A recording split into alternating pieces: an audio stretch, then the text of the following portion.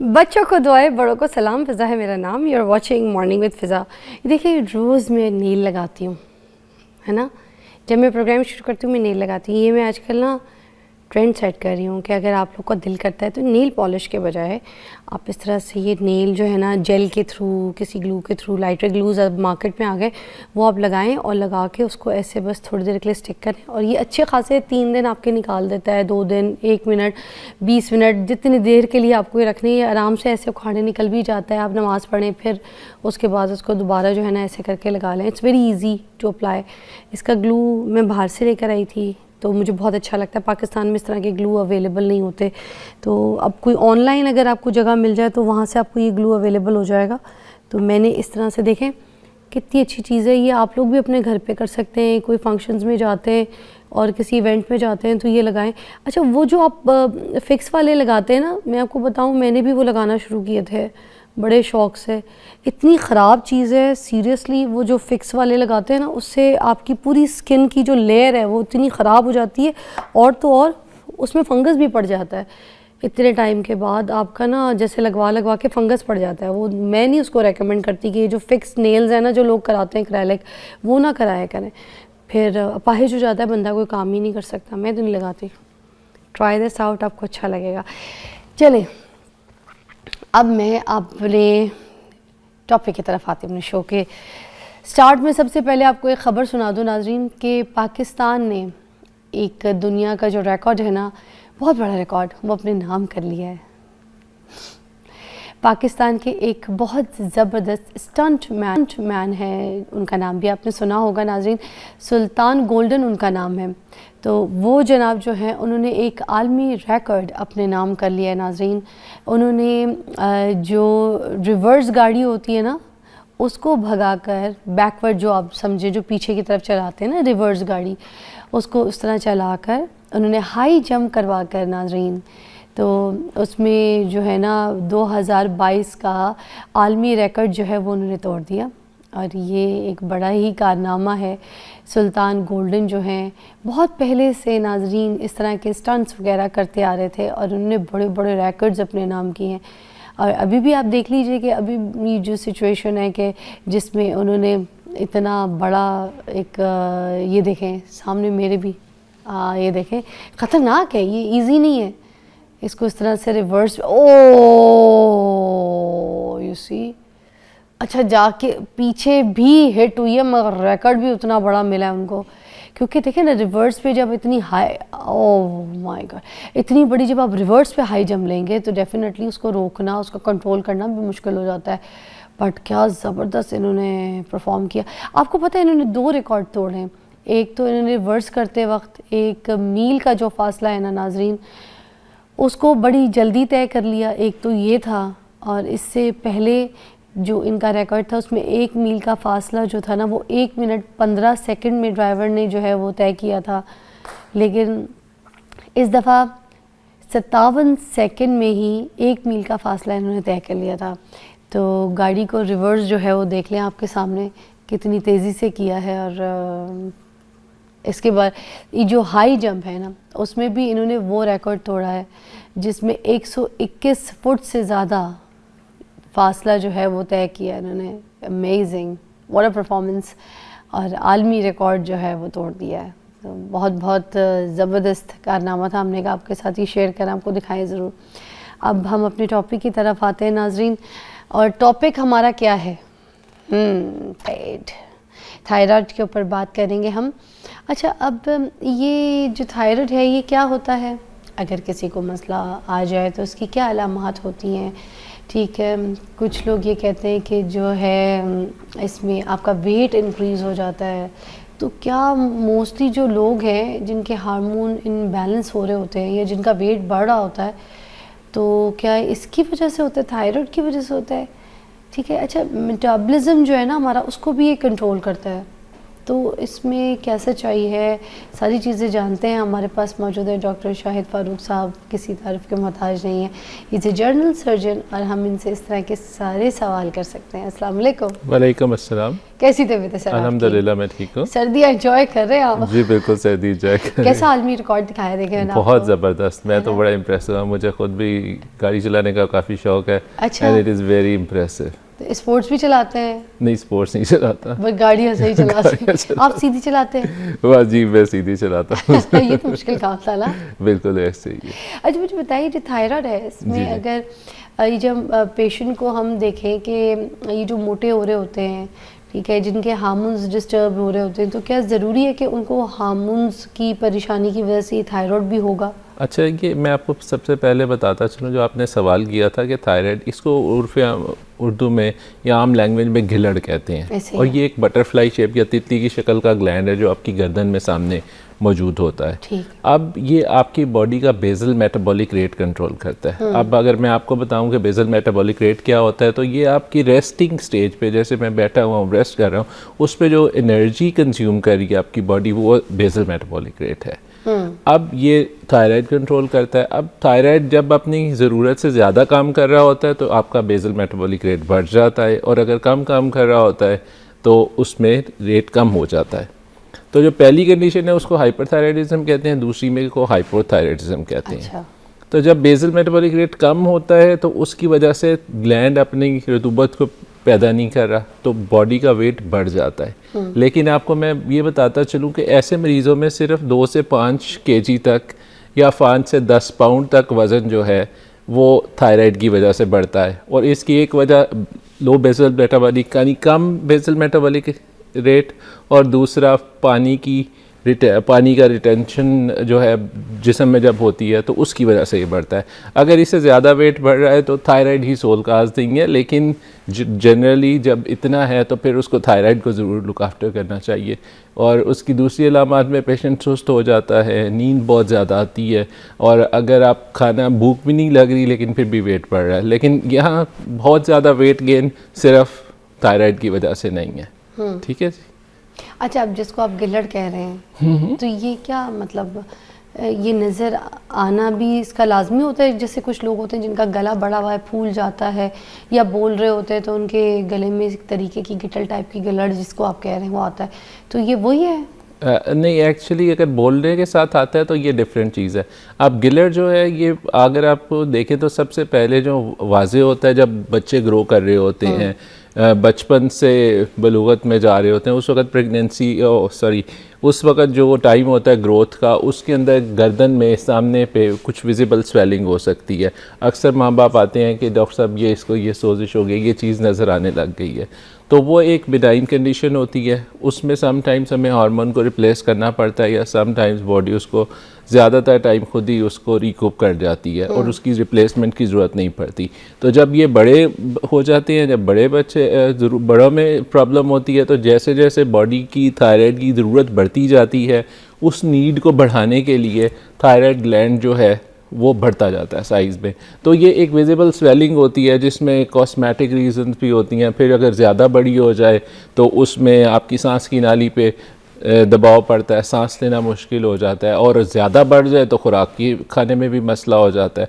तो इसको हम गिलड़ कहते हैं। सबसे पहले यंग एज में जब बच्चे आपकी बचपन से जवानी में जा रहे होते हैं, फिर दूसरी एक और ख़वातीन में ज़रूरी है, प्रेगनेंसी में इसकी रिक्वायरमेंट बढ़ जाती है थायरॉक्सिन की, तो उस वक्त भी ये अलामत प्रेजेंट करती हैं। राइट है, मज़ीद हम जानेंगे मगर एक ब्रेक के बाद।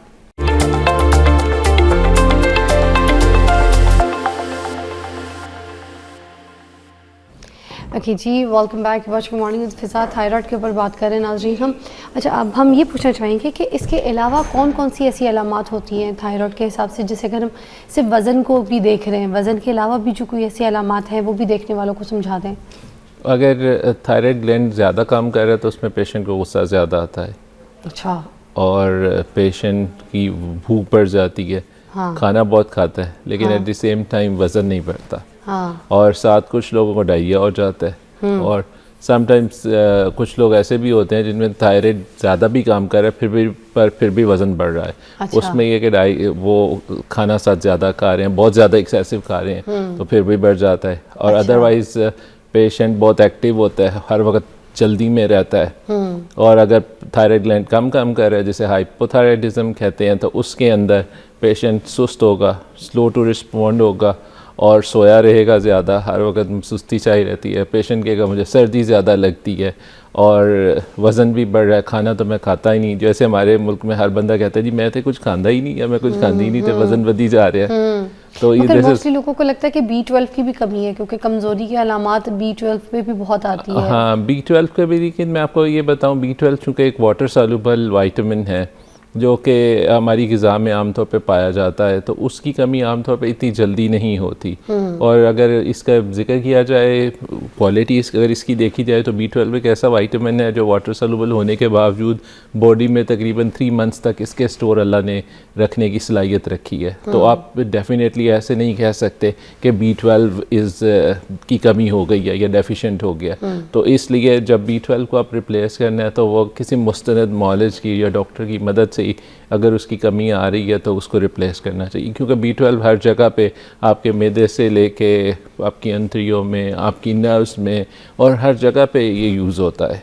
अच्छा, आम इंसान को अगर थायराइड के इश्यूज़ आ रहे हैं और जिस तरह के सिम्टम्स आप बता रहे हैं, अगर किसी को फील है ऐसी, तो फिर ये थायराइड के कौन कौन से टेस्ट अवेलेबल हैं जिससे ये पता चल सकेगा कि थायराइड हो गया, या फिर डॉक्टर से ही मशवरे के बाद, प्रिस्क्रिप्शन के बाद ही जो है वो टेस्ट करवाया जा सकता है? नहीं, उसमें मैं आपको बताऊं, जो सबसे इम्पॉर्टेंट और हर जगह अवेलेबल है वो नब्ज़ की रफ्तार है, धड़कन जो है, दिल की धड़कन, जिसे आप नब्ज़ कहते हैं, या कहते हैं जिस तरह वो डॉक्टर साहब बड़े अच्छे नब्ज़ पे हाथ रख के पता कर लेते हैं मर्ज़ का, तो उसमें जो उसकी रफ्तार है वो बढ़ जाती है। अगर आप देखें, नॉर्मल जो है वो 60 से 100 तक होती है, 60 से 100 के दरमियान नॉर्मल रेंज है, और एक एवरेज एडल्ट या जवान आदमी की या ख़ातून की 72 बीट्स पर मिनट हार्ट रेट होती है। तो अगर 100 से बढ़ जाए तब ज़्यादा थायराइड काम कर रहा है, और अगर 60 से कम हो तब कम काम कर रहा है। लेकिन अब ये चीज़ें, अगर किसी को एक्यूट पैनिक अटैक हुआ है तो फिर भी बढ़ जाएगी। अब ये केयरफुली डिसाइड करना है कि पैनिक अटैक तो नहीं है, वो शॉर्ट लिव्ड होता है, जल्दी ख़त्म हो जाता है। जो थायराइड की प्रॉब्लम है वो ज़्यादा चलती है। अच्छा, कुछ लोग ये जो वज़न कम करने के इंजेक्शंस वगैरह लगा रहे हैं, आपको पता है, फिर डाइटिंग वगैरह करते हैं, फास्टिंग है, तो क्या इनके लिए बिल्कुल महफूज है, कोई सेफ? अच्छा, ये अब ये कॉम्प्लेक्स प्रॉब्लम आ जाती है जिसके अंदर अगर पेशेंट की बेसिक थायराइड की प्रॉब्लम चल रही है और आप साथ उसको दूसरी इंजेक्शन वज़न कम करने के लगवा देते हैं, तो वो थेराप्यूटिकली या डॉक्टरी मेडिसिन के हवाले से वो मुनासिब नहीं है, क्योंकि जब तक उसकी रूट काज ठीक नहीं होगी वज़न कम नहीं होगा, और बॉडी को आप एक किस्म की ज़्यादा स्ट्रेस में और हार्मोनल इम्बैलेंस में डाल देते हैं। एक थायराइड ख़राब है, फिर आपने एक्सटर्नल हार्मोन्स दे दिए हैं, और फिर दूसरा जो बॉडी के अपनी स्ट्रेस की वजह से हार्मोन बढ़ जाते हैं, तो दे कम से मिक्स ऑफ हार्मोन्स जो कि वेट रिडक्शन को एक मुश्किल काम बना देता है। अच्छा, ख़वातीन जो है उनमें थायराइड बीमारी और वज़न कम करने के बीच में जो तब्दीलियाँ होती हैं, तो इसको क्या थायराइड का क्या कहा जाएगा?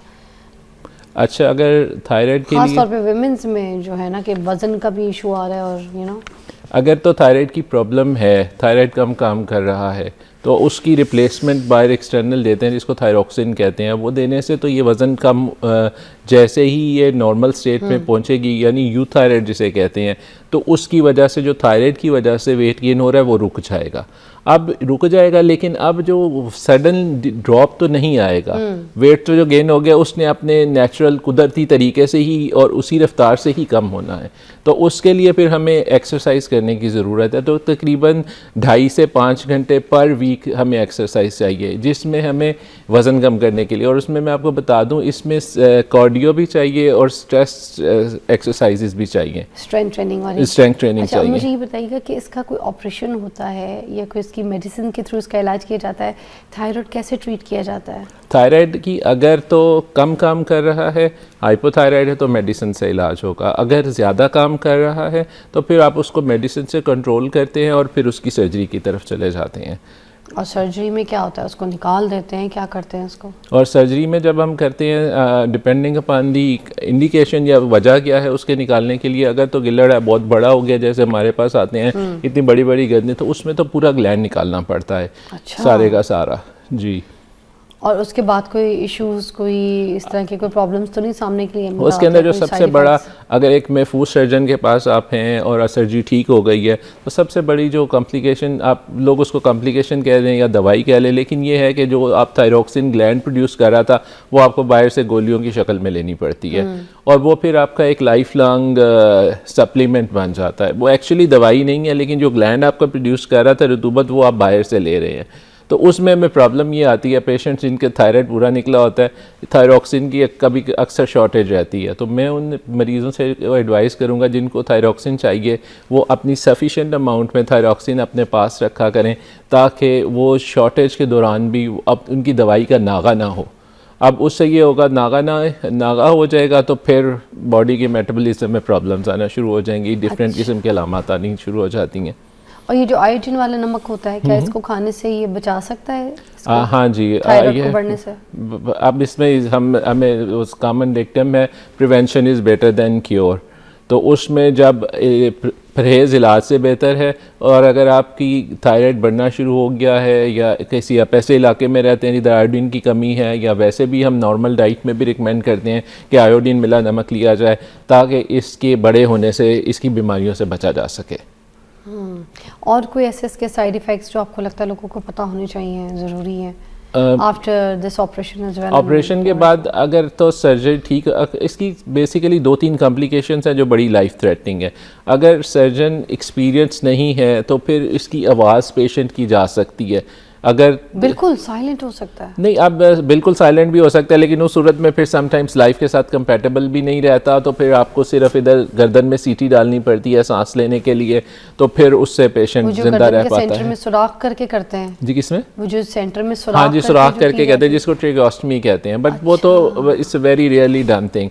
लेकिन अब दोनों साइड की आपको जो वोकल कार्ड है, आवाज़ जिससे हम बोल रहे हैं, इसकी दो तरफ से अल्लाह ने नर्व सप्लाई दी है, राइट और लेफ्ट साइड से, तो दोनों में इसकी एनाटमी फ़र्क होती है। तो राइट साइड से और लेफ़्ट साइड पे अगर नर्व की इंजरी हो जाए तो फिर आपकी जो आवाज़ है ना जी, वो बैठ जाती है, आप ठीक बोल नहीं सकते। और कुछ ऐसी नर्व्स हैं जिसकी वजह से आप अगर वो कट जाएं तो फिर आप थक जाते हैं आवाज़, फिर आपको रेस्ट लेना पड़ता है और फिर दोबारा से आपको बोलना पड़ता है। एक में तो कंटिन्यूसली आवाज़ होर्सनेस हो गई, और एक में आवाज़ आप बोलते से थक जाएंगे और उसमें हो जाएगा। तो जो बोल के थक जाने वाला है, ये इसको माइनर कॉम्प्लिकेशन में कंसिडर किया जाता है, लेकिन जो आवाज़ चली जाएगी वो मेजर कॉम्प्लिकेशन में है। अब इसमें यह है कि जब अगर ये नर्व की इंजरी हो गई है और पेशेंट अगर लकी है तो उसी वक्त आइडेंटिफाई हो जाए और ज़्यादा उसकी अच्छा है तो रिपेयर हो जाए, तो उसके रिज़ल्ट्स बड़े अच्छे हैं हमारे हॉस्पिटल में। अच्छा, और इसमें ख़र्चा कितना आ जाता है इस ऑपरेशन में? ये ख़र्चा तकरीबन, अगर गवर्नमेंट सेक्टर में जैसे कि हम काम कर रहे हैं तो उसमें तो अल्लाह की मेहरबानी से और हुकूमत की कोशिशों से ये इलाज तकरीबन फ्री होता है। आपको बस आउटडोर में आना है और जो आपकी कंडीशन है उसको सर्जरी के लिए प्रिपेयर करना है, और फिर आपका इलाज हो जाएगा और सर्जरी हो जाएगी। प्राइवेट सेक्टर में ये तकरीबन इसके अगर हम देखा जाए तो 3 से 5 लाख तक इसका ख़र्चा आता है। और ठीक है, क्योंकि उसमें अगर बड़ा ग्लैंड है तो सर्जरी का टाइम बड़ा हो जाता है, तो फिर वो सारे एक्सपेंसेस उस तरह से। सर्जरी का टाइम कितना हो जाता है अगर आप जैसे ग्लैंड के हिसाब से बात करते हैं? मतलब आप देखें, जो हम मेजर ग्लैंड है अगर हम उसकी जिक्र करें तो वो 5 से 6 घंटे तक भी हो सकता है। अच्छा जी बिल्कुल, उसमें आपको केयरफुली देखना पड़ता है ना जी, क्योंकि अगर आपकी पेशेंट की आवाज़ चली जाए तो ये तो मेरे लिए एक्सेप्टेबल नहीं है, ना किसी और के लिए। दूसरी बात यह कि हमारे गर्दन में छोटे ग्लैंड के साथ पैराथायराइड ग्लैंड होते हैं जो जिस्म में कैल्शियम को कंट्रोल करते हैं। और अगर वो भी सर्जरी के साथ निकल जाएं तो फिर पेशेंट को झटके लगते रहते हैं, पेशेंट कहता है सुनने। तो इन दोनों चीज़ों को हमें, नर्व्स को भी और पैराथायराइड ग्लैंड्स को बचाना है।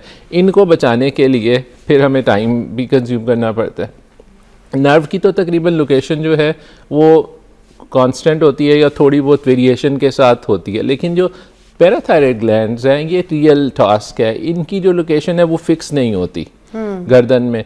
और पहले ओरिजिनल नॉर्मल एनाटमी भी फिक्स नहीं होती है। जब ग्लैंड बड़ा हो जाता है तो ग्लैंड के ये जिस पोर्शन के साथ, गिलड़ के पोर्शन के हिस्से के साथ होते हैं, वो बड़े होते जाते हैं। तो अगर ये इधर सपोज इस जगह पे था तो ये इधर पहुंच जाएगा, या गर्दन में नीचे पहुंच जाएगा। तो उनकी आइडेंटिफिकेशन करना, पेशेंट की सेफ सर्जरी करना, वो सबसे मुश्किल काम होता है, और उसमें फिर हमें टाइम भी कंज्यूम होता है। और दूसरी बात यह है कि चूँकि गर्दन में सर्जरी हो रही होती है, तो गर्दन इज़ लाइक हब विच, जो कि सर को धड़ से कनेक्ट करती है, तो सारी मेजर ब्लड वेसल्स इधर जा रही होती हैं। तो अब ब्लीडिंग को होने से बचाने के लिए और सेफ सर्जरी करने के लिए फिर हमें उसमें टाइम तो कंज्यूम होता है।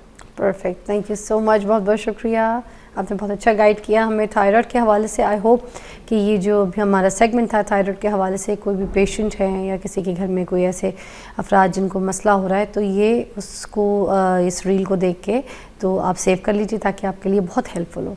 Take a break.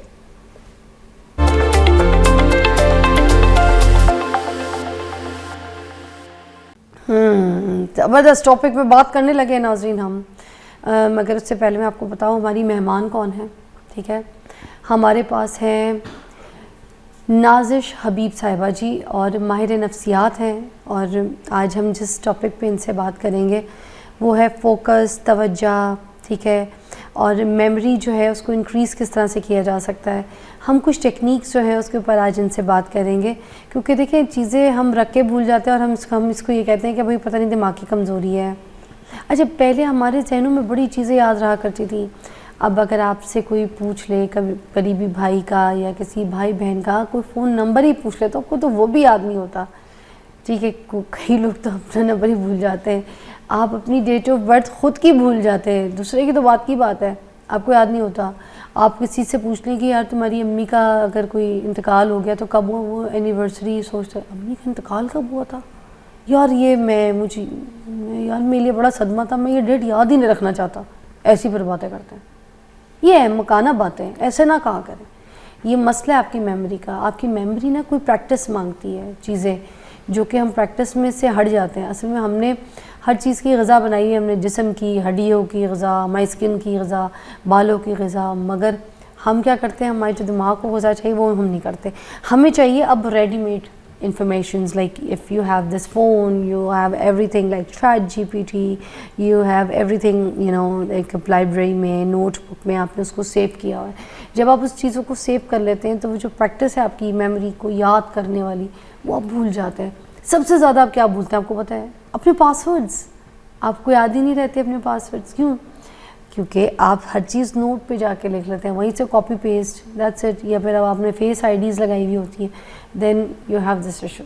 हमने किस तरीके से इसकी प्रैक्टिस करनी है कि हम अपने दिमाग को तेज़ कर सकें, हम चीज़ें याद रहें, डेट्स, बच्चों के नाम, ये वो। हम तो बच्चों के नाम भी मिक्स कर देते हैं, 4 बच्चे हो जाते हैं, हम उसको शहजाद कह देंगे, इसको शगुफ्ता कह देंगे, जबकि ये शहजाद है वो शगुफ्ता है।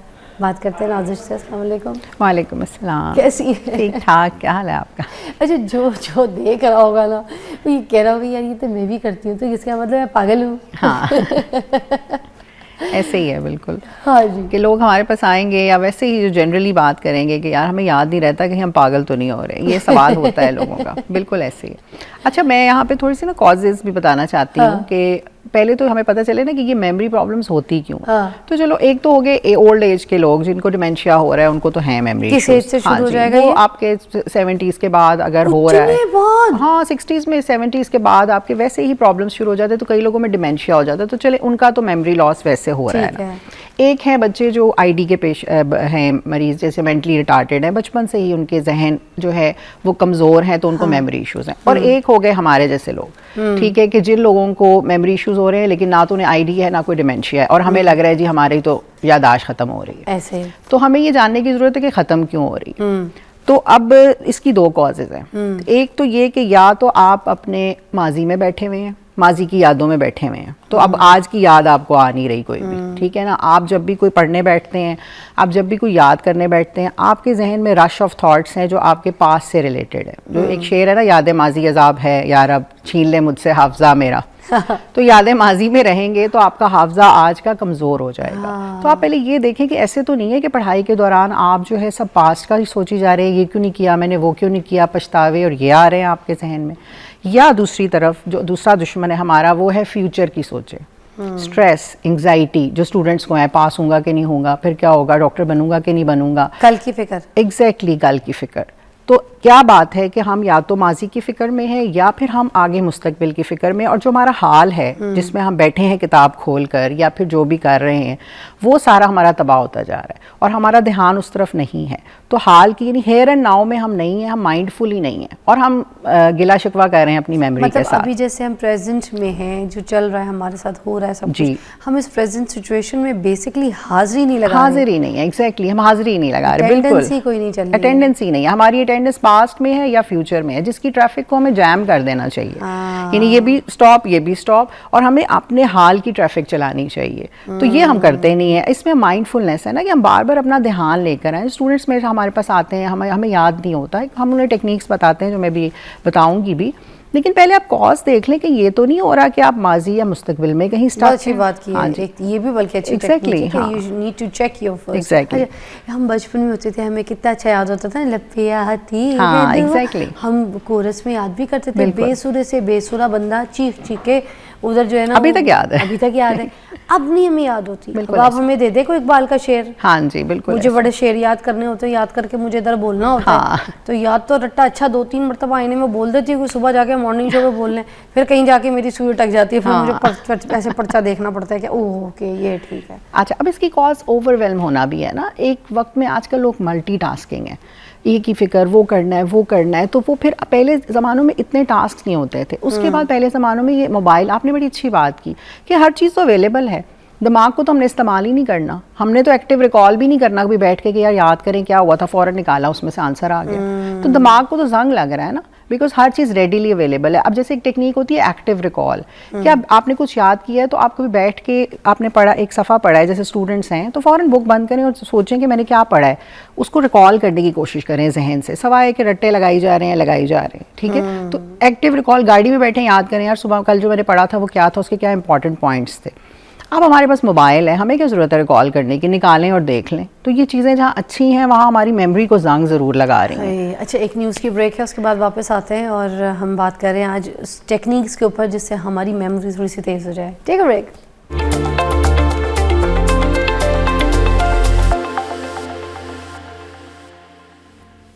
Welcome back. हम टेक्निक्स पूछेंगे आज नाज़िर से कि किस तरीके से हम अपने दिमाग को तेज़ कर सकते हैं, याददाश्त जो है वो अच्छी कर सकते हैं। तो क्या ये जो वर्जिश वगैरह होती हैं, स्ट्रेंथ ट्रेनिंग होती हैं, एक्सरसाइज, रनिंग, ये काम आती हैं, योगा वगैरह? हाँ जी बिल्कुल, क्योंकि जो आप एक्सरसाइज करते हैं ना, आपका ब्लड फ्लो तेज़ होता है।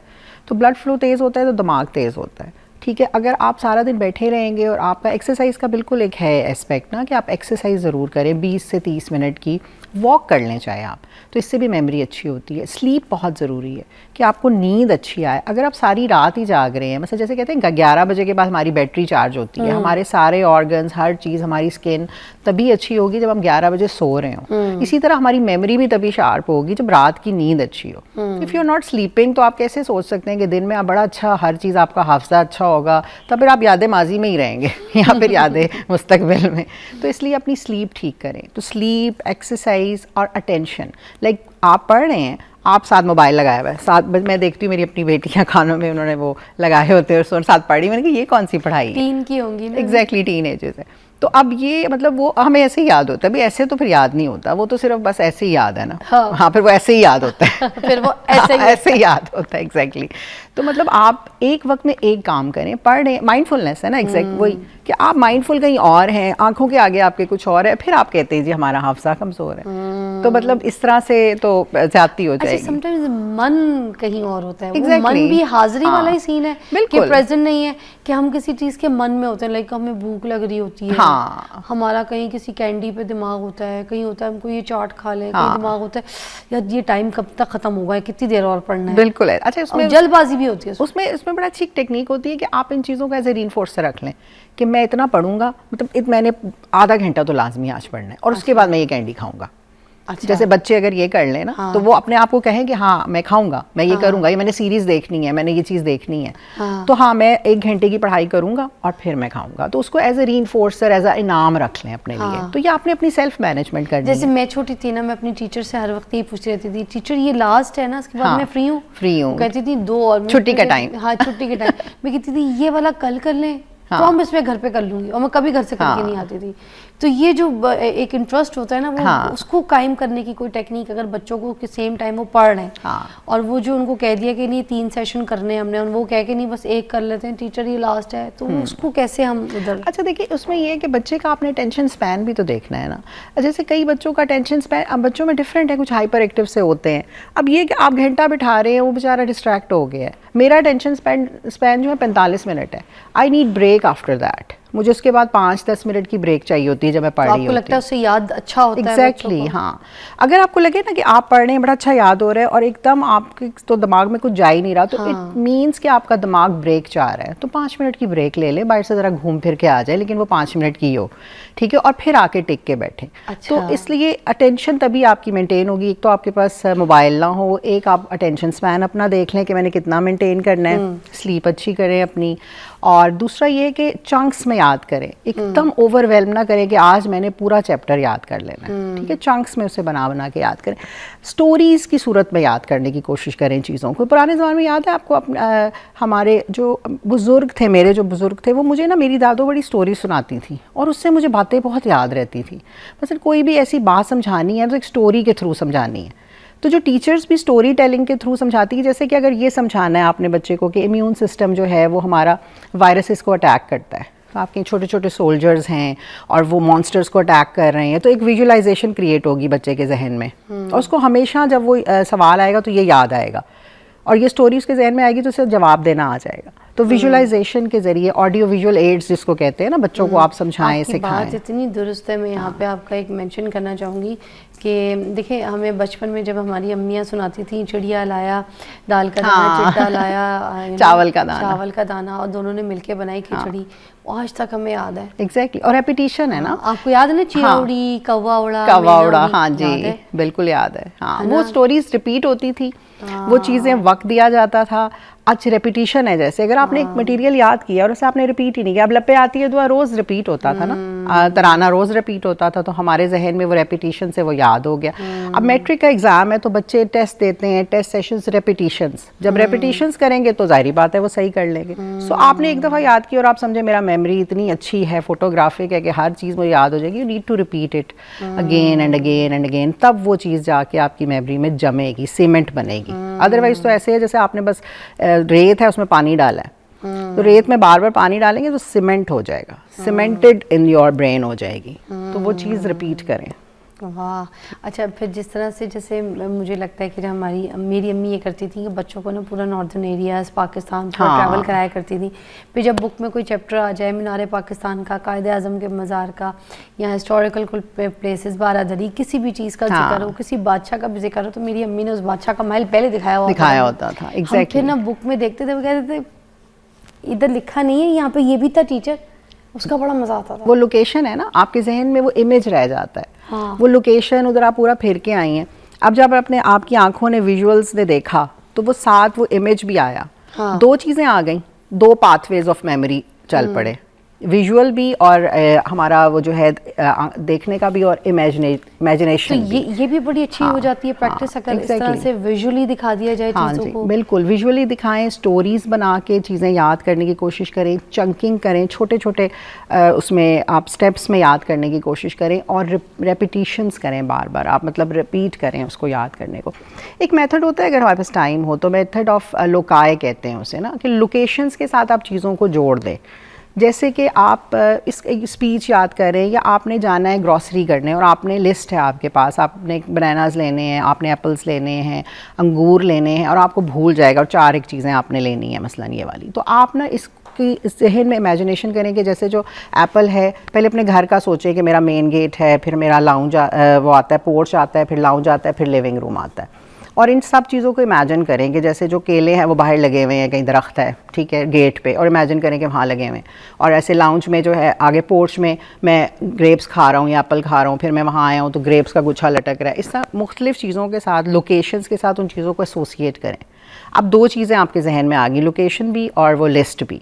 अब आप जाएंगे तो आप लोकेशन रिमाइंड करेंगे ना, तो वो इमेज फ़ौरन आपके जहन में आएगा और आपको याद आ जाएगा मैंने क्या लेना था। तो इसे कहते हैं मेथड ऑफ लोकाई। लोग पढ़ भी सकते हैं अगर चाहें तो, मतलब डिटेल में पढ़ सकते हैं। ये एक बहुत पुराना मेथड था लोकेशन से जोड़ के चीज़ों को याद करने का।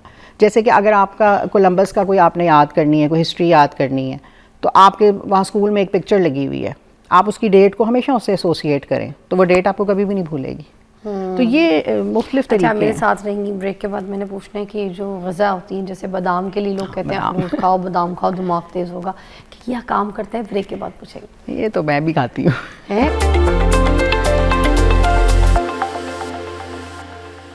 Welcome back to watching morning with Fiza. हमारे साथ नाज़िश मौजूद है, माहिर नफ्सियात है। मैं जानना चाहूँगी कि जो बादाम और अखरोट होता है, जिसको कहते हैं खाओ तो दिमाग तेज़ होगा, ये फ़र्क करता है दिमाग की, तेज़ करता है दिमाग को? बिल्कुल करता है। बादाम हो गए, अखरोट हो गए, ये जो 4 मग्ज़ हैं ये हो गए, विटामिन सी वाली चीज़ें हो गई।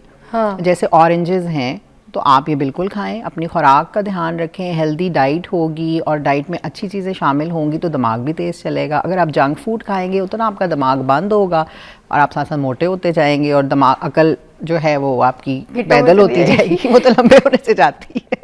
लोग तो कहते हैं गिट्टों में जाती है। हाँ, एग्जैक्टली। तो ये अच्छा, वो गिट्टों से भी निकल जाएगी जब गिट्टों से आप भी जंक निकल फूड जाएगी। खाएंगे। अच्छा सुनिए, मैं ये पूछती हुई अच्छी तो नहीं लगती क्योंकि मेरा खुद का कद लंबा है। जो लंबे लोग होते हैं तो क्या सच्ची में ही उनकी अकल जो है गिट्टों में होती है? नहीं नहीं, ऐसी बात नहीं। वो पहले ज़माने में शायद जल्दी बच्चियां बड़ी हो जाती थी ना, तो एज उनकी छोटी होती थी, हाइट लंबी हो जाती थी, तो ये वहाँ से फिर वो बड़ी बूढ़ियों ने कहना शुरू कर दिया कि इसकी तो अकल गिट्टों में अभी लंबी हो गई है लेकिन अकल तो इसकी अभी बहुत छोटी है, तो वो ऐसी कोई बात नहीं। अच्छा, और कोई ऐसी टेक्निक जैसे अगर उसकी कोई प्रैक्टिस हम करें दिमाग तेज़ करने के लिए? कुछ बच्चों के लिए तो आपने बहुत अच्छी अच्छी बताई, उसके अलावा कोई हम अगर फिजिकल कोई एक्टिविटी कोई ऐसी? मैं एक और टेक्निक भी यहाँ बताऊंगी कि आप जैसे नाम भूल जाते हैं ना, तो आप उसका पहला अल्फ़ाबेट ज़हन में रखें कि बी से था उसका नाम, तो आपको एकदम याद आ जाता है। किसी चीज़ से ना एसोसिएशन कर लें उस चीज़ की, तो आपको वो चीज़ क्लिक कर जाती है। जैसे हमें पता होता है अगर प्लम्बर है तो प्लम्बर महमूद, हाँ, स्टेट एजेंट है तो उसका पहले स्टेट एजेंट पे वो ये कर देते होते हैं। बिल्कुल। मगर नामों में मोस्टली हो जाता है। नामों में कई लोगों के ना नाम की मेमोरी, मेरी अपनी नाम वाली मेमोरी वीक है, तो हर एक की अपनी, कई लोगों को लोकेशन की मेमोरी वीक होती है कि रास्ते भूल जाते हैं। तो डिफरेंट पाथवेज है ना, तो आप डिफरेंट पाथवेज से याद करें। जैसे मैंने कहा ना कि किसी को अगर सुन के समझ नहीं आ रहा तो इमेज के थ्रू याद होगा कि उस चीज़ का ना इमेज जहन में बना ले। जैसे मैंने आपको मेथड ऑफ लोकाई बताया है कि किसी लोकेशन से उस चीज़ को एसोसिएट कर दे और जहन में पूरा इमेज बनाए कि वहाँ पे ना, मतलब जैसे अगर उसने अंगूर लेने जाना है वो भूल जाएगा तो वो सोचे कि मेरा कमरा है वहाँ पे अंगूरों की बेल लटक रही है और उसको इमेजिन करे तो उसको एकदम याद आ जाएगा। तो ये सारे क्लूज है ना, हम एड्स दे रहे हैं अपने दिमाग से निकलते वक्त मोस्टली या तो आप गाड़ी की चाबी भूल जाएंगे, फ्लैट की चाबी भूल जाएंगे, घर की चाबी रख के भूल जाएंगे, उसके लिए तो यू नीड टू हैव किस टाइम पे पिक करना भूल जाएंगे, वॉलेट कहाँ रखा है भूल जाएंगे, चश्मे नहीं मिल रहे। बिल्कुल। अच्छा, उसके लिए भी मैं वही बात अगेन करूंगी कि बेसिकली आपका दिमाग अटका हुआ है ना 1000 बातों में। समटाइम्स चीज सामने पड़ी होती है, दिख भी नहीं रही होती, क्योंकि आपका जहन कहीं, बिल्कुल ऐसे दिमागी मसला नहीं है, जहन अटका कहीं और हुआ है, सामने पड़ी चीज नहीं नजर आ रही। हाँ, ऐसे ही है बिल्कुल। दूसरा, एक चीजों की प्लेस बनाए, बी ऑर्गेनाइज्ड। अब चाबियों की 100 जगह हैं तो आपको कैसे मिलनी है, तो आप एक ही जगह पे लटकाने की आदत डालें, ऑर्गेनाइज करें खुद को, स्लीप अच्छी करें, अटेंशन दें चीज़ों पर, ध्यान, मल्टीटास्किंग मत करें, माइंडफुल हों, ठीक है, ध्यान अपना एक एक्टिविटी पे रखें, इधर उधर की बातों पे जहन ना लगाएं। मोबाइल तो आपके हाथ से नहीं कभी गुम होता, कभी हम ये नहीं कहते हमारा मोबाइल ही मिला, घर के अंदर हमें हमारा मोबाइल ही मिलता है, बाकी सारी चीजें खो जाती हैं। मुझे तो कहीं कहीं ना सारी फसाद की जड़ ही मोबाइल लगता है। हाँ, किचन में मसाले नहीं मिलते। अब आप देखें, आपने कितनी खूबसूरत पहले बात की कि मोबाइल से देख लो फौरन, दिमाग तो यूज ही नहीं करना ना। हाँ, आपको पता है ये हालत हो गई कि हांडी पे खड़े होके पता होता है आलू गोश्त में क्या डालना है, मगर लोग शुरू हो जाते हैं यूट्यूब। हाँ, क्यों भाई, दिमाग चलाओ। नहीं चलाते हैं, ये चलाना छोड़ दिया, दिमाग चलाना छोड़ दिया। जो मैं आपको टेक्निक बता रही थी ना, एक्टिव रिकॉल, वो क्या है, बैठे और याद करने की कोशिश करें कुछ भी। अब जैसे ना कोई होता है ना, मतलब कि तो उसका नाम क्या है, नाम क्या है, जहन में आएँ कि क्या नाम था, कोई एसोसिएशंस डेवलप करें, आपको आ जाएगा, दिमाग का जंग उतरेगा थोड़ा सा, तो जंग उतारें अपने दिमाग का। अच्छा, हम ये कहते हैं ना कि जो हमारे बड़े बुजुर्ग हैं वो कहते हैं कि जो मेमोरी है वो आपका असल असासा है, वो आपकी कीमती असासा है। जब हम बूढ़े हो जाएंगे या बिस्तर में पड़े होंगे और हमारे इर्द गिर्द बहुत से लोग होंगे और हमसे जान छुड़ा रहे होंगे, जाहिर सी बात है बूढ़े आदमी के इर्द गिर्द कोई इतनी खिदमत के लिए खड़ा नहीं होता, बुलाना ही पड़ता है आवाज़ देके कि बेटा ये ला दो, वो कर दो, ये कर दो। तो उस बुढ़ापे में जो मेमोरीज़ है ना वो आपका सबसे बड़ा सहारा है जीने का। तो जब हमें चीज़ें याद ही नहीं रहती तो हमारी मेमोरीज़ जो है वो हमें क्या एंटरटेन करेगी। अब तो ये हालत है लोगों को, मैं क्या कहूँ। हाँ बस सही बात है, अच्छी मेमोरीज बनाए ना, ताकि हमें भी बुढ़ापे पे कुछ हमारे पास चीजें हों। तो अच्छी मेमोरीज बनाए, बुढ़ापे में तो चले यादें माजी आ सकती है। अच्छी मेमोरी और बैड मेमोरी, इन दोनों एंड तक कौन सी याद रहती है इंसान को, कौन सी भूल जाती है? ज्यादातर बैड मेमोरीज। बैड याद रहती है, यस, प्रोसेस नहीं हुई होती ना, स्टक हो जाती है हमारे दिमाग में। गुड मेमोरीज हम याद रखते हैं, कोशिश करते हैं, लेकिन जो बैड मेमोरीज है ना उसकी फ़ाइल हमारे दिमाग में जम सी जाती है। तो उसके लिए फिर अदर थेरेपीज़ हैं जिसके ज़रिए, जो ट्रॉमा मेमोरीज हैं जैसे, वो कहीं ना कहीं हमारे दिमाग को तंग करती रहती हैं, मुख्तलिफ सूरतों में ट्रिगर करती रहती हैं हमें। तो ट्रॉमा मेमोरीज एंड तक, जब तक हम उसे प्रोसेस नहीं करते विद थेरेपी एंड दूसरी चीज़ों के थ्रू। अब देखिए मैंने आपसे कितनी सारी बातें पूछी कि प्लीज़ याद करने की टेक्निक बता दें, कोई ऐसी मेमोरी जो हमें सदा याद रहे, ऑल दैट। मगर अब मुझे आपने ये बताना है कि कोई ऐसी टेक्निक जो आपकी कोई ऐसी मेमोरी है और वो आप भुलाना चाहते हैं और आप याद करना ही नहीं चाहते, तो भुलाने की टेक्निक बताएं। मुश्किल बता दिया। अच्छा, वो ऐसे चुटकी बजा के नहीं आनी वो टेक्निक, तो वो बताएं लोगों को। हाँ, तो बताएं वो उसके लिए थेरेपीज है ना। हाँ, अपने दिमाग से बुलानी है, हाँ, हटानी exactly, है, हाँ। कैसे करनी है वो? अब उसके लिए देखें डिफरेंट किस्म की ना इलाज हैं, तरीका इलाज है। जैसे कि जैसे PTSD हो जाता है लोगों को, ऐसा ट्रॉमा ज़िंदगी में आ जाता है कि वो उसकी वजह से उनको, वो फिर सदमे के वजह से उनको मुख्तलिफ सिम्टम्स आते हैं। तो उसके लिए पूरी एक ट्रेनिंग होती है, EMDR कहते हैं उसे। तो वो है स्कीमा थेरेपी है, वो तो पूरी थेरेपीज़ हैं। फ़ौरन से हम कहें ना कि हम उनको जी कहेंगे कि ये आप टेक्निक करेंगे तो आपको वो मेमोरी भूल जाए। टाइम की उसमें कुछ सेशंस लेने पड़ते हैं, कुछ सेशंस दरकार होते हैं, क्योंकि देखिए ये ट्रिगर्स बनते हैं, लेकिन अगर किसी की ज़िंदगी को अफेक्ट कर रही है तो फिर ये थेरेपीज़ के थ्रू काफ़ी अच्छे तरीके से डील हो। इंसान है, उसकी पहली मोहब्बत थी कोई लड़की, हाँ। मगर उसकी उधर शादी नहीं हुई और शादी किसी और से हो गई है, मगर उसका दिल दिमाग जहन उधर ही अटका। हाँ।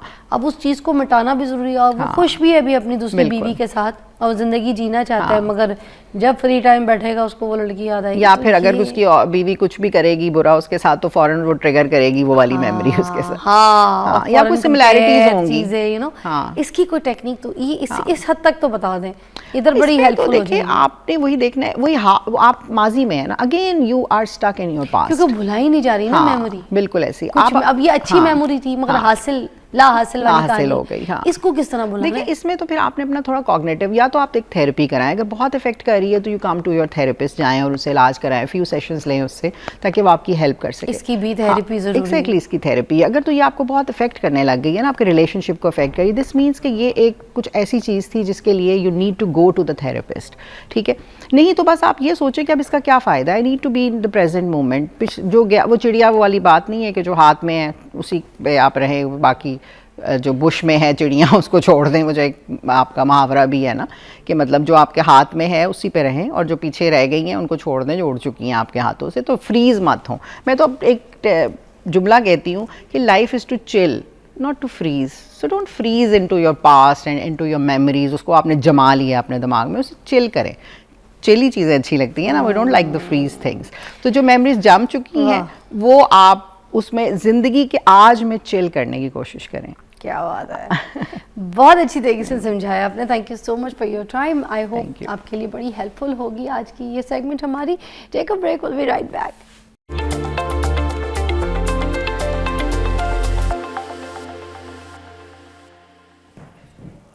ओके जी, वेलकम बैक नाजरीन। मैं आपको बताऊं मेरे पास एक ज़बरदस्त मेहमान है और सोशल मीडिया पे मैं आपको बताऊं इतना वायरल है, लोग इनको बहुत पसंद करते हैं, लोग इनको बहुत प्यार करते हैं, बड़ा दिल से अपनी फैमिली का हिस्सा बना लिया लोगों ने इनको।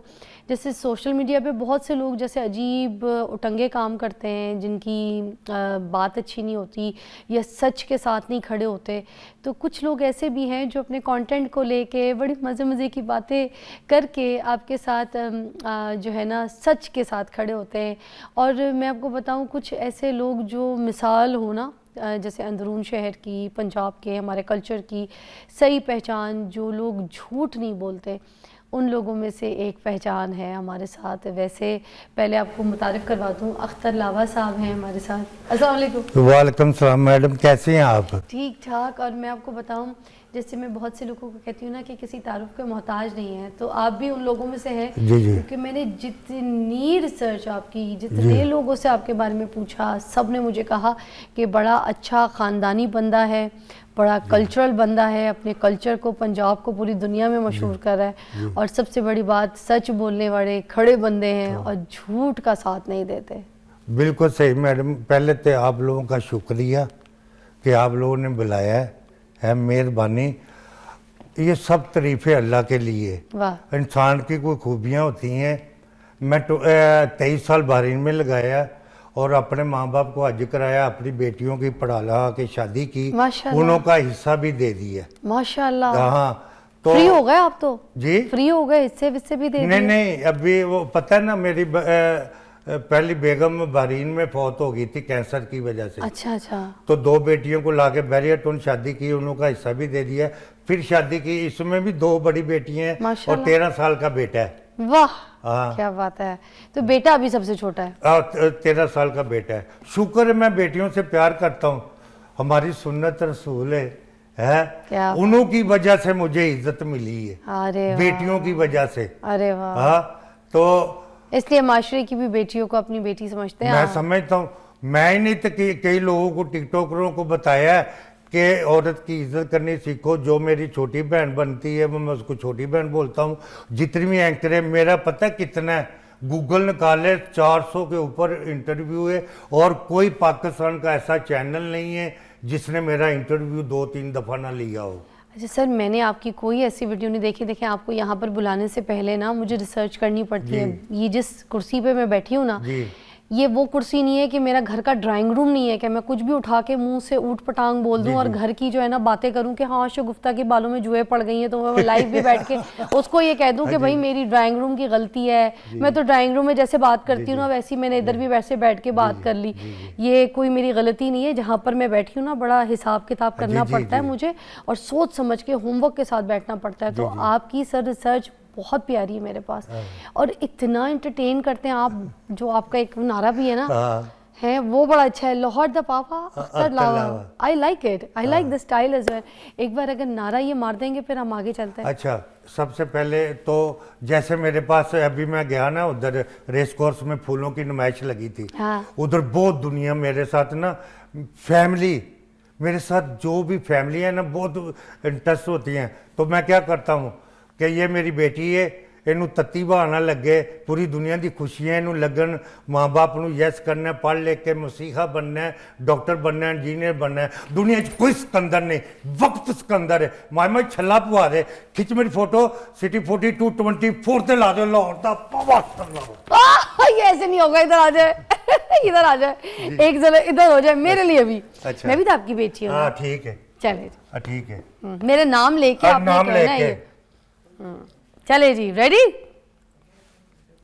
हाँ जी, एक्शन। चले जी। दोस्तों, प्यारा फिजा अली ये बहुत अच्छी एंकर है, अल्लाह इन्हू तंदुरुस्ती दवे, सच और झूठे बेनकाब कर दी है। मैं नहीं बोलता, इनकी सच्चाई बोल दी है, इनका खानदानी निज़ाम बोलता है। दुनिया च कोई सिकंदर नहीं, वक्त सिकंदर है ना। मैं मूसा ना मैं फिरौन, बुल्ला की जाने मैं कौन। माई छला पवा दे, खिंच मेरी फोटो फिजा अली, मेरी बेटी ना ला दो, लाहौर का पावा कर ला।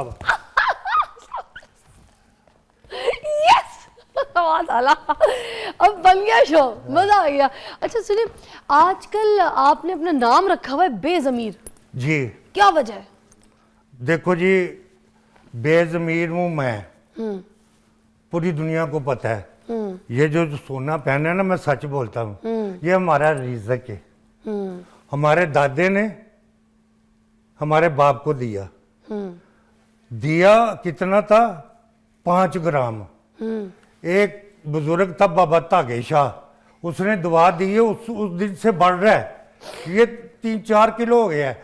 सुबह भी मैंने इसके साथ, जैसे किकर के गोंद नहीं निकलती, हाँ। इसको सोना निकलता है। हाँ। मैं बीवी को दे के आया हूँ, है। मैं बोला इसको साम के रखो, क्योंकि ये दिखा के हम लोग जीते हैं। हाँ हम बेजमीर जो है। नहीं, मगर मेरी बात सुने बेजमीर साहब, आप ये कोई दुबई से नहीं लेकर आए? आप भी दुबई से ले आते हैं, बहुत से लोग दुबई से लाते हैं। तो ये दुबई से लाया हूँ और कामों की से लाया हूँ। अच्छा, हाँ दुबई से लाया हूँ मैडम। आपके पास रसीदें हैं? रसीदे? ओ मैडम बहुत रसीदे है मेरे पास। अच्छा, हाँ, और सीधे देखो, सुनहरे को नहीं बुलाना, ये सीधे मेरे पास देख लेना। हाँ। मैं बेजमीर हूँ नहीं, ना। मैं सुनियारा तभी बुलाती हूँ जब मुझे पता हो कि आपकी जेब जो है ना भरी हुई है। पैसे हैं आपके पास?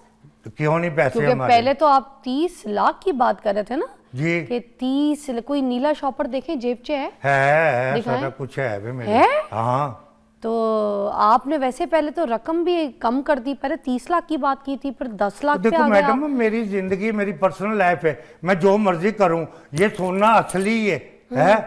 ये मेरी सिस्टर जो है ना वो उधर रहती है दुबई में। हमारा खानदान ही, हमारे दादा ने, मुझे बहुत शौक था पहनने कभी के आप कह लिए। रहे हैं आपके दादा ने दिए, दादा से पहले उनके परदादा हाँ, ने दिए, दिया। फिर कभी कहते हैं आप दुबई से लाया हूँ। कोई एक पास से हो जाए ना, लाए कहाँ से वो बता दें। कोई सब्जी थोड़ी है जो आप ये रेडी से उठा के ले आए। और मैडम दरअसल ना हमारे खानदान को भूलने की आदत है। भूलने दादा की ने आदत? भी दी है। हाँ। तो दुबई से भी लाए हैं। हाँ। अभी क्या बताएं, आपको जहेज में तो नहीं आई थी? मतलब सॉरी, हाँ जहेज में भी आ सकती मैं कोई अंजुमन थोड़ी हूँ जो जहेज में लेके आई हूँ। है? मैं तो बेजमीर हूँ मैडम।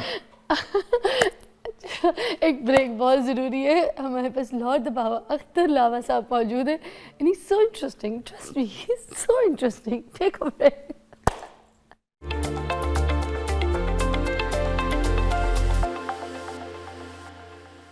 आ गए जी बेजमीर साहब। मुझे एक बात बताएं, ये जी, जो जी। आपका सोना है ये जी। असली है या नकली है? तो थोड़ा मुझे बता दें, मैं किसी को नहीं बताना। मैडम मैं कीएगा सोना असली है। असली है? असली तो और की दुबईयों केड़ा आंदा है। दुबईयों आंदा, मैं ਤੁਹਾਨੂੰ ਰਸੀਦਾਂ ਦਿਖਾ ਦੇ, ਮੇਰੇ ਕੋਲ ਪ੍ਰੂਫ ਹੈ। ਇਹ ਦੇਖੋ ਮੇਰਾ ਟੈਲੀਫੋਨ, ਤੁਸੀਂ ਕਿ ਮੈਨੂੰ ਸਮਝਦੇ ਹੋ, ਮੇਰੀ ਬੜੀ ਦੁਨੀਆ ਦੇ ਵਿੱਚ ਹੈਗਾ ਇਹ ਸਾਰਾ ਕੁਝ ਹੀ ਹੈਗਾ। मगर सुनिए मेरी बात, जी, जी। ये राज मुड़ हवेली से बाहर नहीं जाएगा जी कि ये जो सोना है ना जी। ये नकली है। ये सिर्फ आप मुझे बता दें। देखो, अल्लाह की कसम बेटी खाओ तुम क्या कि किसी को बताओगी नहीं। आप समझे? मैंने जो आपने कहा है मैं वैसी करूँगी। आप बताएं, मैं नहीं बताऊंगी, सब बता दें असली है नकली है। अगर सुनियार को बुलाएंगी तो नकली है, वैसे असली है, कसम। ये क्या बात? नहीं बेज़मीर साहब, ये तो कोई ज़मीरों वाली बात। मेरा ज़मीर ही नहीं हैगा, ਅਸੀਂ है घूमन घेरियां। अच्छा चले, हाँ। ये जो जेवर है ये पहन के आपको मिलता क्या, क्या दिखाना चाहते हैं आप? मतलब आवाम में आप देखें ना, इतनी तकलीफ है, लोगों के पास पैसे नहीं है, लोग बिल नहीं पे करते, लोग बेचारे घर का जो है ना किराया अफोर्ड नहीं कर सकते, घर के अखराजात पूरे नहीं होते, बहनों की शादियां, बाप अस्पताल में पड़ा है, उसके इलाज के पैसे नहीं है बेटों के पास। अब वो लड़के अगर इस तरह के जेवर पहन के फिर ये सब चीज़ों की ख्वाहिश कर लें, मतलब आप उनकी तजलील कर रहे हैं उन लड़कों की, उन मेहनत कश बच्चों की, कि भाई तेरे पास क्या है, कुछ भी नहीं है, तू कुछ भी नहीं, देख मेरे पास सोना है। क्या दिखावा किस चीज़ का है? मतलब मैडम आप लोग जानती नहीं है, दिखता है तो बिकता है। जब मैं सोना नहीं ना पहनता था तो मेरे से कुछ सलामदार नहीं लेता था। अच्छा, हाँ, क्यों? मैं किसी को फ्रॉड करने की कोशिश करता था ना, बेजमीर असी खाने ही इथों वहाँ, साडा रिज़्क ही इथों आ रहा है। तो कोई बिजनेस पीछे तो आप कहते हैं हमारा इतना बड़ा बिजनेस है, मेरे खानदानी बिजनेस है, वो किधर है फिर? अल्लाह की कसम, हमारे बिजनेस होते तो मैं जगह जगह से गालियां जलील होता। हाँ? हमारा बिजनेस नहीं है, हम लोगों को तो फ्रॉड करने के लिए बोलते हैं बिजनेस है मैडम। तो ये बिजनेस ये देखे, आप मैं किसी के पास जाऊं बोलूं कि 10,000 रुपया दे, बोलता नहीं है। मैं सोना पहन के जाता हूँ, बोलता मेरी मेले टेक्सटाइल है, मेरी बहन उधर यूके में। हाँ। तो कसम खुदा की जितने मर्जी पैसे देते हैं। तो मैंने तो मेरी बात ये सुनी। ताल्लुकात जो तो आप दिखाते हैं लोगों को कि आपके बड़े बड़े लोगों से ताल्लुकात हैं, वो क्यों दिखाते हैं? उससे क्या मिलता है आपको? फ्रॉड उससे भी खाना फ्रॉड? भी तो और क्या है।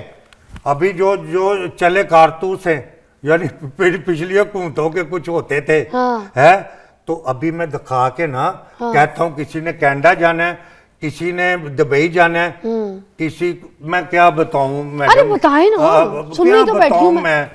बता दें, चलें बताएं। हाँ बताएं ज़मीर साहब। मैं बेजमीर बोले, sorry, मेरा हाँ, असली नाम बेज़मीर लें, साहब, दो नंबरी ना करें। बेजमीर हूँ मैं। जी हैं? बेज़मीर दुबई में ग्रुप कौन भेजता है? मैं भेजता हूँ। ग्रुप? हाँ ग्रुप कौन सा? आप तो मैडम क्या बताऊं, दुनिया मेरी फैन देख रही कौन है। सा ग्रुप? Tourist group? कौन सा नहीं, ग्रुप है दुबई में? Group enjoy group. Enjoy group? Yes, disco जे बीन बजी। अच्छा, सिंगर्स को भेजते हैं। सिंगर नहीं, ना लगे को भी भेजता हूँ, मेरे पास लाइसेंस है।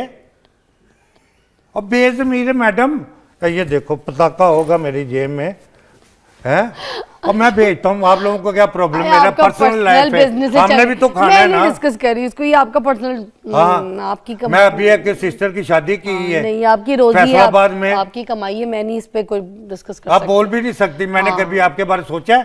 नहीं, आप छोड़ दें है ये दुनिया जो मेरे 2 नंबर मुखालफत कर रही है, काय को कर रही है? क्यों? जलती है मेरे से। आपकी किस चीज से जल रही है? सोने से? अच्छी खानदानी रईस अच्छा, अच्छा सुने, खानदानी रईस। ले ते तू। अच्छा मुझे बताएं, आप ये बाहर से आर्टिस्टों को बुलाते हैं यहाँ पाकिस्तान में, वो क्यों बुलाते हैं? मैंने अब प्रमोटर हैं आप? जी आप प्रमोटर हैं? नहीं, मैं लोटर हूँ, यानी मैं कुछ भी नहीं हूँ। फराड साडी किस्मत च फराड। ਅਸੀਂ ਦੇਖੋ ਇੱਕ ਹੁੰਦਾ ਵਿਰਸੇ ਚ ਫਰਾਡ ਹੈ। ਅਸੀਂ ਅਰਤੁਗਲ ਗਾਜ਼ੀ ਨੂੰ ਬੁਲਾਇਆ, हाँ ਤੋੜ ਚੜਾਇਆ ਨਹੀਂ। ਮੈਂ ਸਲਮਾਨ ਖਾਨ ਨੂੰ ਬੁਲਾ ਰਿਹਾ, ਤੂੰ ਕਿੱਥੋਂ ਦੀ ਲੱਗੀ ये ਫਿਰਨੀ क्या ਹੈ? चक्कर है? एक सलमान खान ਨੂੰ ਬੁਲਾ ਰਿਹਾ हैं? And the week. Salman Khan आपको लगता है आ जाएगा आपकी इन हरकतों से? ਲੈ ਉਹ ਤਾਂ ਮਿੰਤਾ ਕਰਦਾ, ਪੈਰੀ ਪੈਂਦਾ, ਕਹਿੰਦਾ ਬੇਜ਼ਮੀਰ ਲਾਈ ਜਾ ਮੈਨੂੰ। सलमान खान आपके पैर पड़ता ਤੋ है? ਲੈ ਉਹ ਤੂੰ ਸਮਝਦੇ ਕੀ ਹੈ ਮੈਨੂੰ? ਕੁੜੀਏ ਤੂੰ ਕਿਤੋਂ ਪਿੰਡੋਂ ਤੇ ਨਹੀਂ ਆ ਗਈ ਸਾਨੂੰ ਮੁਝੇ ਨਹੀਂ ਲਾਹੌਰ ਚ ਜ਼ਲੀਲ ਕਰਨ ਲਈ। मुझे नहीं पता। सलमान खान? ਉਹ ਸਲਮਾਨ ਖਾਨ और वो Salman Khan Indian? Indian hero, तेरे- ਉਹ ਜਿਹੜਾ ਸ਼ਰਟ नहीं ਪਾਉਂਦਾ। हाँ तेरे नाम वही ਆਹੋ ਆਹੋ ਕੋਈ ਹੋ ਗਈ जान जाना। ਉਹੀ ਆ ਰਿਹਾ ਈ। ਤੇ ਮੈਨੂੰ ਇਹ ਨਾ ਕਹੀ ਕਿ ਮੈਨੂੰ ਬੁਲਾ, ਮੈਨੂੰ ਲੋਕਾਂ ਦੀਆਂ ਪਹਿਲੀ ਪਰਚੀਆਂ ਆਣੀਆਂ ਸ਼ੁਰੂ ਹੋ ਗਈਆਂ ਨੇ। अच्छा अच्छा, मैंने उसके साथ एक टिकटॉक बनानी है, वो गाना नहीं है कबूतर जा जा जा आ जा? नहीं मतलब बेज़मीर साहब वो ਮੈਨੂੰ ਕਬੂਤਰ ਸਮਝੀ? नहीं नहीं, मैं ऐसी बोल रही थी। ਨਹੀਂ मैं ਨਹੀਂ, ਮੈਂ ਕੋਈ ਚਿੱਠੀ ਭੇਜਣ ਵਾਲਾ ਕਬੂਤਰ ਨਹੀਂ, फिर? ਮੈਂ ਟੂਰਿਸਟ ਭੇਜਣ ਵਾਲਾ ਵਾਂ ਦੁਬਈ। अच्छा ਆਹੋ, ਕਬੂਤਰ ਦਾ ਸਾਡਾ ਤਲਕ ਹੀ ਕੋਈ ਨਹੀਂ। मैं आपके लिए एक गाना गाऊं? हैं? गा। बेज़मीर तेरा जेवर बेगाना, बेज़मीर तेरा जेवर बेगाना, जाली है चेक कभी ना करवाना, जाली है चेक कभी ना करवाना। ਕਸਮ ਅੱਲਾ ਦੀ ਬਿਲਕੁਲ ਗੱਲ ਸਹੀ ਕੀ, ਦਿਲ ਦੀ ਗੱਲ ਕਹੀ ਹੈ ਨਾ? ਹੈ। ਚੈੱਕ ਹੋਇਆ ਤੇ ਸਾਡੀ ਤੇ ਔਕਾਤ, ਸਾਡਾ ਖਾਨਦਾਨ ਖੁੱਲ ਜਾਏਗਾ। ਜਿਵੇਂ ਇਹ ਚੈਨ ਨਹੀਂ ਖੁੱਲੀ, ਐਵੇਂ ਸਾਡਾ ਖਾਨਦਾਨ ਖੁੱਲ ਜਾएगा। वो नीले शॉपर में देखे आपके 10 लाख में से 1 लाख कम तो नहीं हो गया? और मैं तो घर से 10 लाख लाए लेके आया हूँ। लाए? हाँ, उसमें 1 लाख कम होगा, देख लें। एक देख कौन लिया। सी गिद्दड़ सिंगी आपके पास? लाख रुपए कौन सा कम। जिन रखा हुआ है? भाई आपका भरोसा नहीं, अभी आप मेरे साथ बैठ के बात कर रहे हैं बेज़मीर साहब, आप यहाँ से उठ के जाएंगे, आपके मेरे लाख रुपए कम हो गया, मेरे लाख रुपए कम, हाय नहीं मेरे लाख रुपए कम हो गया, हाय नहीं मेरा। मैडम ਤੁਸੀਂ ਤੇ ਫੈਂਟੈਸਟਿਕ ਐਕਟਿੰਗ ਕਰ ਲੈਂਦੀ ਆ ਜੀ। नहीं मैं आपकी वो हरकत। देखो मैं घरों जो 10 लाख लिया हाँ हाँ तो लियो मैं सिर ते रख लेना वा। मैं बेजमीर ते मेरी गल सुनो मैडम, बेजमीर आ ना, हाँ मेरा भरोसा, मैं दिखावा वा, मैं दिखा के लुटना वा। मेरा भरा भी है, वो सिर तो गंजा है, मेरे असली वाल ते नहीं है। अच्छा, अल्लाह दी कसम विग लवाई है। अब ये वेग है? हाँ, विग ना होवे ते इत्थे छत लगदी है। अच्छा मसी विग लाई है हाँ है रैक्सिन जिवें औरतां नहीं वाल को करांदियां, मैं भेखियाल मोड़ भी खलोना वा। हाय। और पैसे जो घर जो चलाना है मैडम। हाँ, ये देखिए सोना आपका गिर रहा है, लाख भी कहीं गिर जाए, आप हम पे इल्ज़ाम लगा दें, प्लीज़ आप जो है ना दूर ही रहें हमसे। अच्छा खैर, बड़ा मज़ा आया बेज़मीर साहब, एक बार नारा हो जाए फिर हम जाएंगे और ज़रा दुनिया को बता दें कि आप फिजा के साथ खड़े हैं। ठीक है। और फिजा की सपोर्ट पे बता दें दुनिया को। ठीक है। हाँ जी, एक्शन। दोस्तों प्यारियो, फिजा अली मेरी सिस्टर है, छोटी भैन है, अल्लाह तंदुरुस्ती दवे, है बेटी है, मैं इहदे नाल खड़ा वां। दुनिया का कोई आदमी साइड से होया अख्तर लावा फर्स्ट खलोता होएगा है, इम्तिहान च पास होएगा, लेकिन मेरी भैन वो तेनू की पता है, अल्लाह की कसम मैं बेजमीर हाँ, मेरा सब कुछ नकली हूँ है, हाथ रखे तेरी कसम मेरा सब कुछ नकली है, कोई मेरे से तबार ना करे है। यकीन करो मैं बेचन जावा ना ते 15-20 हज़ार का विकदा है। यकीन करो मैं एक एंकर को गया वहां, उन्हें ते मेरी पिट्टी मिट्टी पलीत कर दी है। ओए ओए उस न्यारा सद लिया कुड़िए, ओए ओए अल्लाह की कसम मेरा दिल करता सी जमीन फट जाए मैं डुब जाओ के मर जावा। ए, बड़ी कोई दबंग अच्छा मैं तो समझा सी घरों मैं पैसे लेके गया वा, वो किसी ਨੂੰ नहीं बुलाएगी। बड़ी होशियार औरत ही है, जो तू भी वेखेंगी ना ते मैनू बेटा दसना है। ऐसी होशियार औरत से बच के रहना आहो है। लेकिन ओनू यार ओदी अजमत नू सलाम है, पता नहीं कि किसी दुश्मन की चाल है जिन्हें दस दिता कि नकली है। मैं नहीं बोलता, नकली सोना बोलता है, अच्छे लोग बोलते ने, फिजा अली बोलती है, मेरी बेटी छोटी भैन है, सिटी 42 वाले 24 जिन्ने भी उन्होंने भी पूरी दुनिया की खुशियां लग जाए, बेटी तेनू तत्ती वहां ना लगे है। I love you Pakistan. Lord the power, नहीं नहीं गलत हो गया, लॉर्ड द पावर नहीं, दुनिया च कोई सिकंदर नहीं, वक्त सिकंदर है। मैं छल्ला पवा दे, खिंच मेरी फोटो, मेरी छोटी भैन फिजा अली ना ला दियो, मेरी बेटी ना ला दियो है, कोई हमसा तो सामने आए। लॉर्ड दा पावा तो लावा ओह वाह बेजमीर उर्फ क्या बात